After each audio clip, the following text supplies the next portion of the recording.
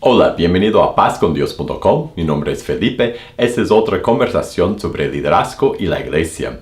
Hoy la pregunta que tiene que ver con difamación cibernética. Y es así. Nuestro pastor lo involucran sexualmente con una hermana de la iglesia en las redes sociales y no hay pruebas. ¿Cuál debe ser el papel de los líderes ante ese escándalo?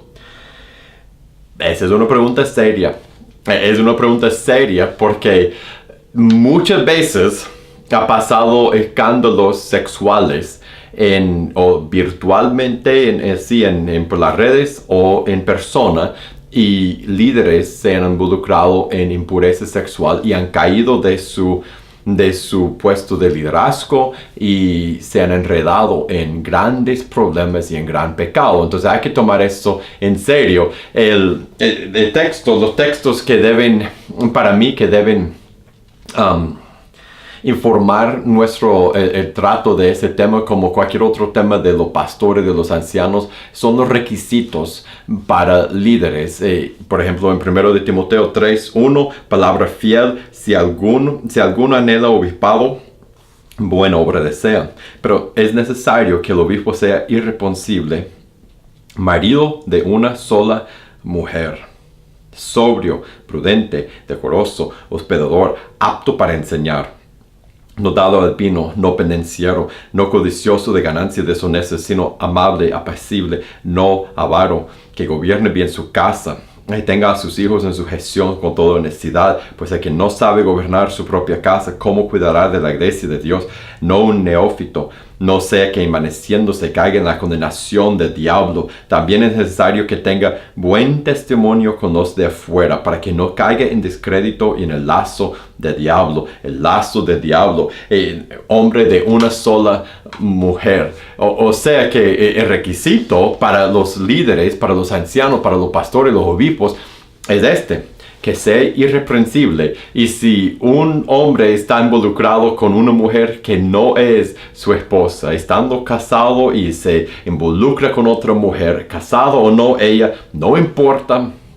Si el hombre, el líder, y no está casado y se involucra románticamente de una forma impura con una mujer, cristiano o no cristiana, no importa, la impureza sexual lo descalifica del liderazgo. Eso es serio. Ahora, el problema es que dice que lo involucran sexualmente con una mujer en las redes sociales, pero no hay pruebas. Esta es la clave. Mira lo que dice más adelante en Timoteo de cómo hay que tratar a las alegaciones de pecado contra líderes, contra los pastores y ancianos. En el capítulo 5 de 1 de Timoteo, verso 17, los ancianos que gobiernan bien son tenidos por dignos de doble honor, mayormente los que trabajan en predicar y enseñar, pues la Escritura dice: no pondrás bozal al buey que trilla, y digno es el obrero de su salario. Y yo quería incluir esos versos, aunque no está hablando de las acusaciones. Yo quería incluir esos versos para demostrar que ese texto, ese pasaje, tiene que ver con líderes. Entonces está hablando del pago de los líderes, el respeto por los líderes. Y después en el 19, contra un anciano, y eso podría ser pastor, obispo, los líderes principales de la iglesia, contra un anciano, no admitas acusación sino con 2 o 3 testigos. En otras palabras, tiene que averiguar si eso pasó, si es cierto o no lo que están alegando. Si tu pastor está involucrado con esa mujer o no, tiene que averiguarlo. Y la mejor forma de hacerlo, especialmente como ella es una hermana en la iglesia, es sentarse con él, sentarse con ella, a lo mejor por aparte, pero que los ancianos se sienten con él, y después que se sienten con ella, averiguar si hay algo atrás de los rumores que están circulando en el internet. Y si no hay nada atrás de los rumores, eso es lo que tiene que hacer. Tiene que apagarlo. Tiene que apagar los rumores. Tiene que decir: nosotros vamos a apoyar a nuestro líder. Dice: no admitas acusación, sino con 2 o 3 testigos contra un anciano. Y la razón, creo que Pablo dijo eso, es porque contra los líderes siempre hay acusaciones. A veces son ciertas y a veces no. Y él está diciendo, no admiten acusaciones, no entretengan acusaciones, no presten atención a acusaciones, no deje que una acusación que se quede de pie contra uno de los líderes de la iglesia, a menos que haya testigos. Y ella dijo 2 o 3 testigos. Si el pastor dice no hubo nada y ella dice no hubo nada, pero 2 o 3 testigos salen y dicen sí. Nosotros vimos a ellos coquetear o vimos a ellos juntos o vimos a ellos salir y nosotros vimos. Entonces sí hay que enfrentar a los dos con esa evidencia. Pero si no hay testigos y si el pastor dice no pasó nada y si la mujer dice no pasó nada y si nadie vio nada y si no hay testigos y no hay evidencia en el internet aparte de los rumores, no admitas la acusación. Entonces hay que apoyarlo, hay que apagarlo y decir, no vamos a dejar que Satanás haga caer a uno de los líderes en la iglesia con rumores. Los rumores son una de las tácticas, de las armas más grandes que Satanás usa. Y nosotros tenemos que quitar esa arma de sus manos y decir, no, aquí en esa iglesia rumores no vamos a dejar que los rumores corten a los líderes y le quiten su liderazgo y su autoridad. Ahora, si es cierto, si hay testigos, si hay evidencia en el internet, en las redes, si ella o él admiten que hubo algo, mire lo que dice en el verso 20.